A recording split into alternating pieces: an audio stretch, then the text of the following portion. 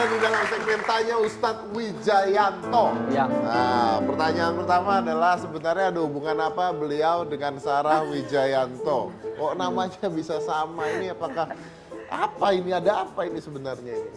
Ini penanya yang ke-672. Oh banyak yang nanya? Iya, terutama di sosmed sih sebetulnya. Dan betapa orang tidak betul-betul nggak percaya ketika saya katakan saya nggak ada hubungan apa-apa. Pada prinsipnya sih saya sama Sarah itu, saya sih yes. Anda sih ya? Iya, tergantung Demian aja sih. Maksudnya saya punya hubungan baik, iya. Baik, dan memang sudah terlalu sering saya memang satu stage juga, satu baik di on air off air itu biasa juga. Ya hubungannya baik-baik saja. Berarti tidak ada saudara? Haters juga, saya bukan haters Bukan haters juga Bukan. ya.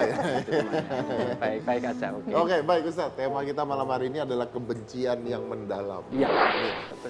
Kita bicara tentang kebencian orang Kebencian, lain. Nah, iya. ini kan saya pernah nanya sama Ustadz pada saat itu. Ada orang yang benci sama orang lain, jadi haters, padahal dia nggak kenal itu siapa. Dan sebagainya. Itu gimana, Ustadz? Kalau dalam Islam ada yang diwaspadai, hati-hati kamu kalau kamu punya penyakit namanya kalbiyah. Kalbiyah itu adalah penyakit kayak sifat anjing, yang jelek, bukan yang baik.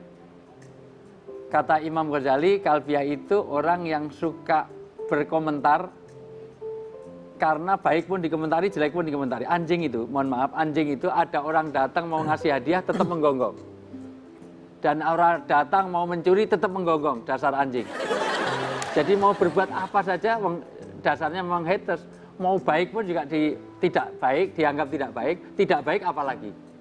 Jadi jangankan itu, tidak ada orang yang lebih baik daripada Nabi. Tapi hatersnya Nabi itu banyak loh. Hatersnya Nabi banyak? Banyak.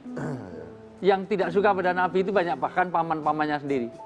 Nah, tentu motifnya popularitas, motifnya kepada ekonomi, sosial, politik, segala macam. Nah, kalau misalnya ini haters nge-hate orang yang bahkan dia nggak kenal, tapi mungkin dia nge-hate karena ada alasannya.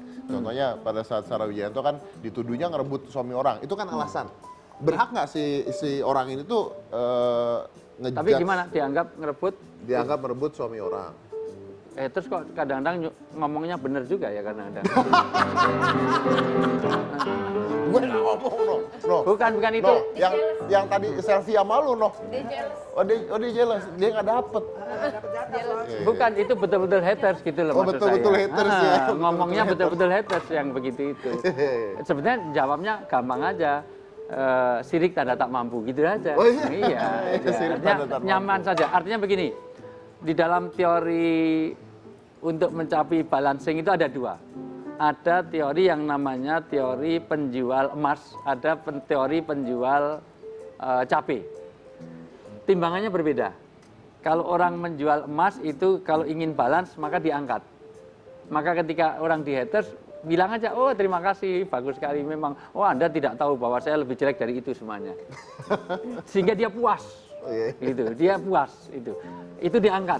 Tapi kalau Anda beli salak, beli cabai, beli sayur, biasanya timbangannya adalah timbangan apa namanya? Yang bebek. Timbangan yang untuk perimbangannya perlu ditekan.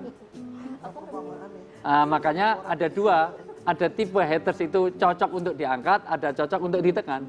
Memangnya lu lebih baik dari saya. Itu diperlukan. Tetapi sesungguhnya yang tidak boleh adalah ketika kebencian dibalas dengan kebencian. Karena Anda sama-sama pembenci. Karena jelek itu tidak boleh dibalas dengan kejelekan. Orang yang kecurian tidak boleh ganti mencuri. Loh kenapa kamu ambil handphone saya? Karena handphone saya dicuri orang, berarti sama-sama pencuri. Dan itu sering terjadi teman-teman yang di masjid. Begitu sendalnya hilang, pulang bawa sendalnya orang lain. Itu sering sekali. Ini tertawa nih pelakunya ini mesti kelihatan ini namanya. Artinya apa? Itu tidak boleh karena orang sedang kecurian tidak boleh ganti mencuri. Orang yang dibenci tidak boleh ganti membenci.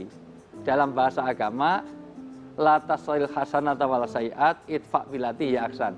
Orang baik dengan orang jelek itu beda. Bedanya apa? Orang baik itu kalau dikatakan jelek, dia tidak membalas dengan kejelekan. Dibalas dengan kebaikan. Jadi kalau ada haters, jawab saja dengan lovers. Oh saya cinta Anda. Karena kadang-kadang hater itu punya manfaat bagi kita.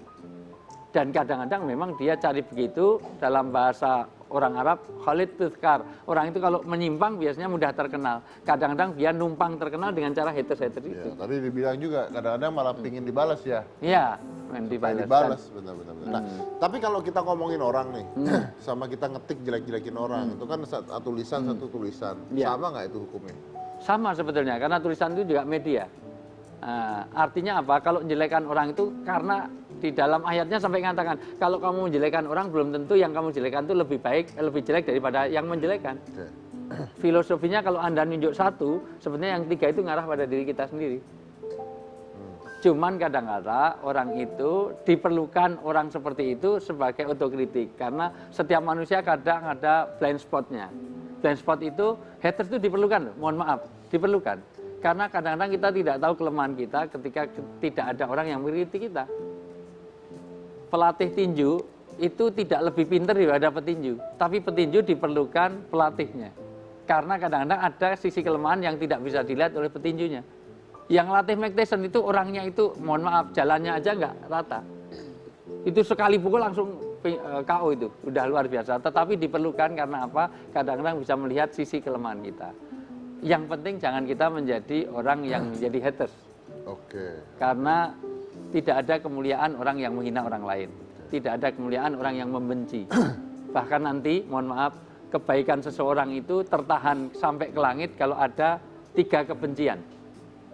Pertama, kalau ada anak dengan orang tua yang saling membenci, maka amal baiknya nggak sampai ke langit. 2, kalau ada suami yang suka menyakiti hati istrinya, atau istri-istri, saya ulang saya lagi, istri-istri, harus 3, karena istri, itu ya. Istri-istri, istri-istri, istri-istri. 3, kalau suami kan 1. Ya, istri-istri, istri-istri, istri-istri yang suka menjengkelkan hati suaminya. Intinya adalah pasangan suami istri yang saling membenci. Maka kebaikannya nggak sampai ke langit. Karena surganya wanita itu ada pada keridhaan suami.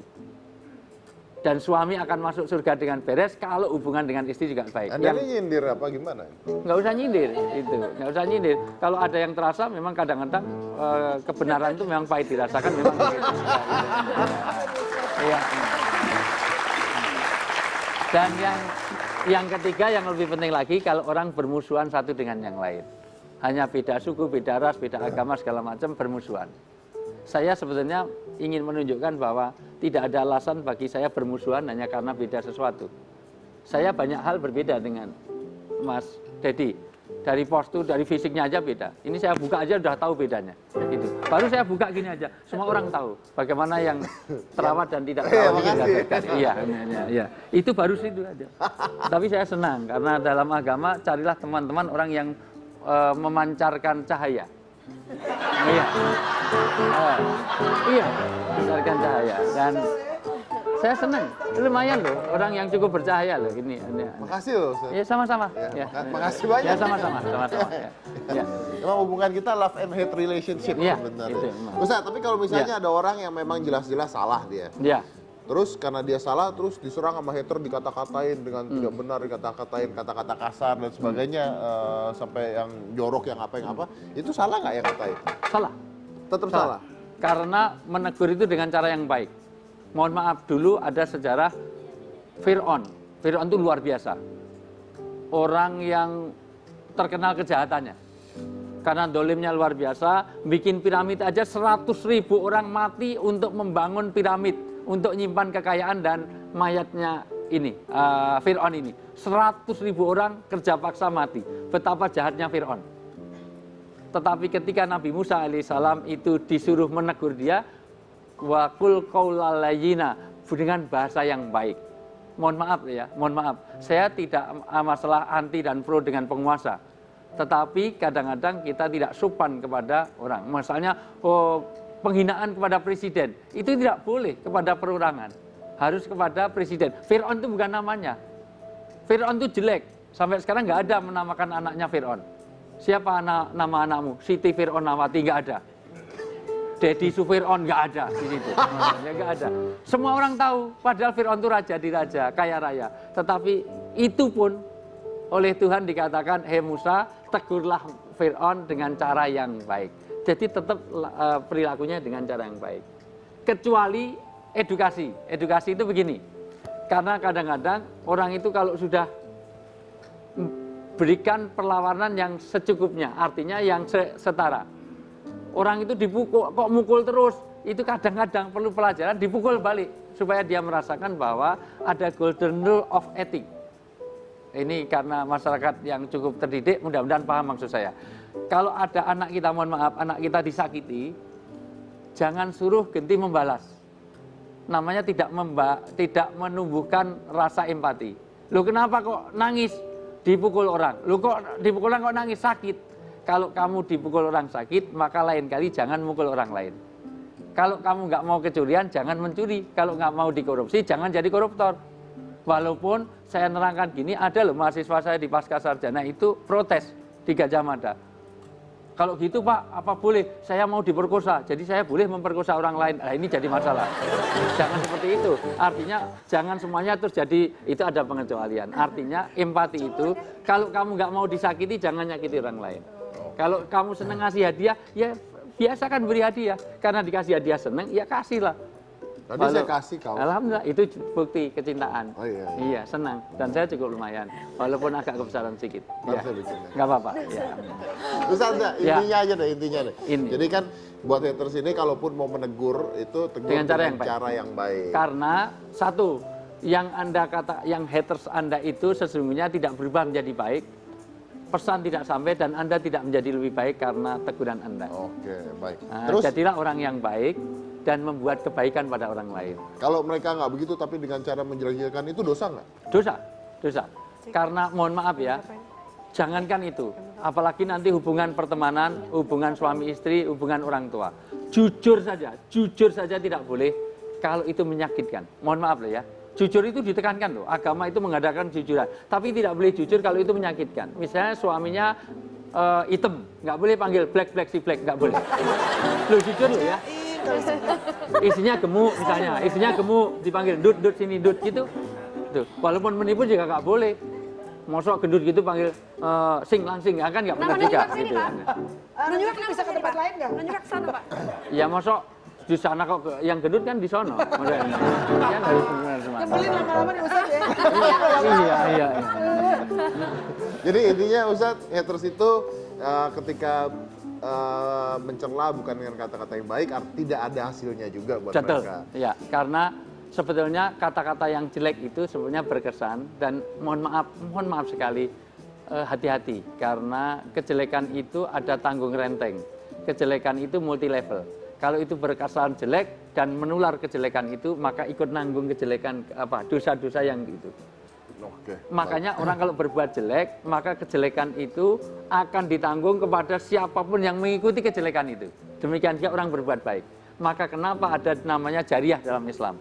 Orang bangun masjid, itu jariah sudah mati, masih dapat pahala terus. Karena apa? Orang yang memakainya itu punya sama dengan mengajarkan ilmu.